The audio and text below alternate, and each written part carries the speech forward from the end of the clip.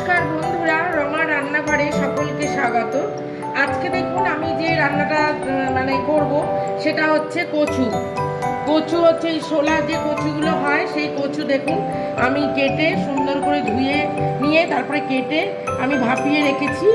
একদম সুন্দর কচু এ দেখুন ভাপিয়ে রেখেছি। আর ছোলা ভিজিয়ে রেখেছিলাম, নিয়ে এবার একটু সেদ্ধ করে নিয়েছি প্রেসারে।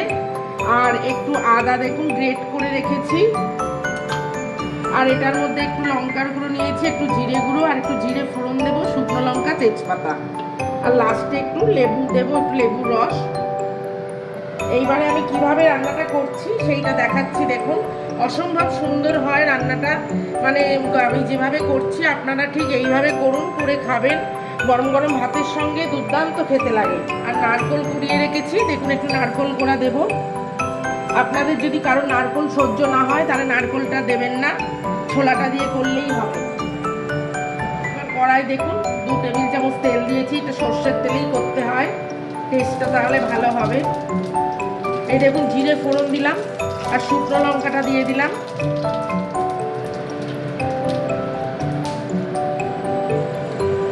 তেজপাতা দিয়ে দিচ্ছি।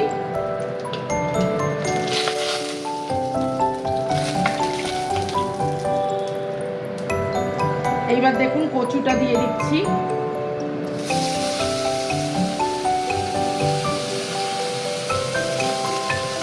অসম্ভব সুন্দর খেতে হয় এটা। আমি যেভাবে দেখাচ্ছি, যেভাবে করছি, একদম সিম্পল ঘরোয়া রান্না, কোনো মশলাপাতি বেশি না,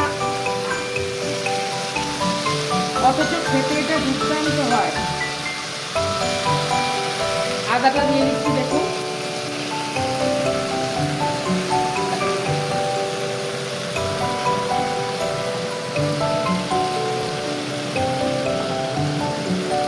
ছোলাটা দিয়ে দিলাম। এবার দেখুন জিরে গুঁড়োটা দিয়ে দিচ্ছি আর লঙ্কা গুঁড়োটা দিয়ে দিচ্ছি। এতে খুব একটা বেশি ঝাল খাটে না, ওই জন্য আমি অল্পই দিয়েছি। আপনারা যদি একটু ঝাল ঝাল খেতে চান তাহলে একটু ঝাল দিতে পারেন।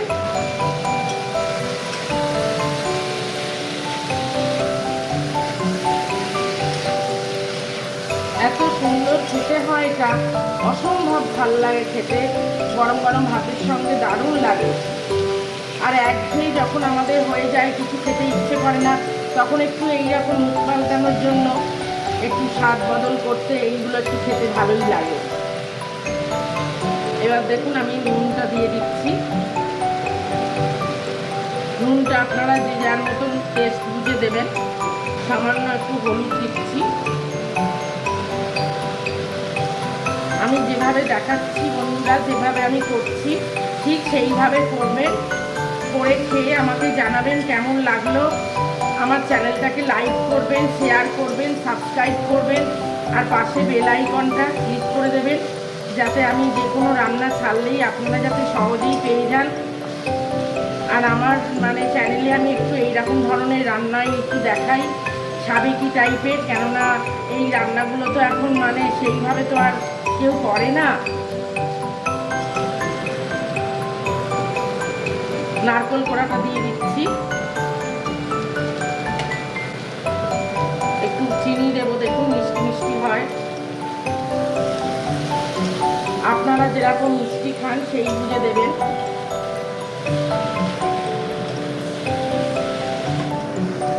একদম কোনো ঝামেলা নেই, একদম সিম্পল রান্না, অথচ দারুণ খেতে লাগে। আর একটু নারকেল কোড়া দিয়ে দিচ্ছি, আর একটুখানি রাখলাম ওপরে গার্নিশিংয়ের জন্য।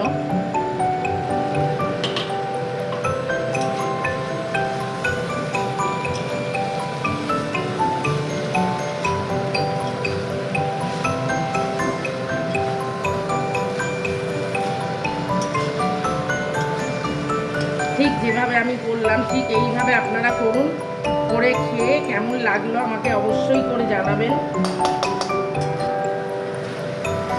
আমার চ্যানেলটাকে লাইক করবেন, শেয়ার করবেন, সাবস্ক্রাইব করবেন, পাশে বেল আইকনটা ক্লিক করে দেবেন।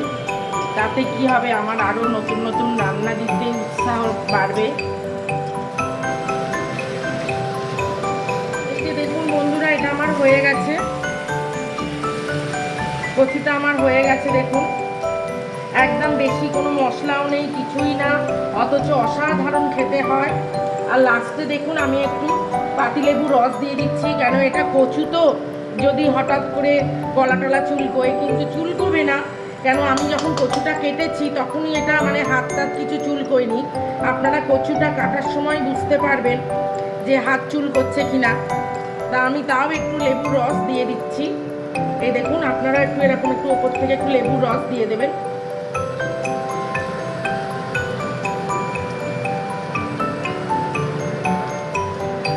ব্যাস, আমার এটা পুরো হয়ে গেছে। এই দেখুন, অসাধারণ, কত সুন্দর দেখতে হয়েছে দেখুন, আর খেতেও হবে দুর্দান্ত। আমি ঠিক যেভাবে করলাম আপনারা ঠিক এইভাবে করুন, করে খান। খেয়ে কেমন লাগলো আমাকে জানাবেন।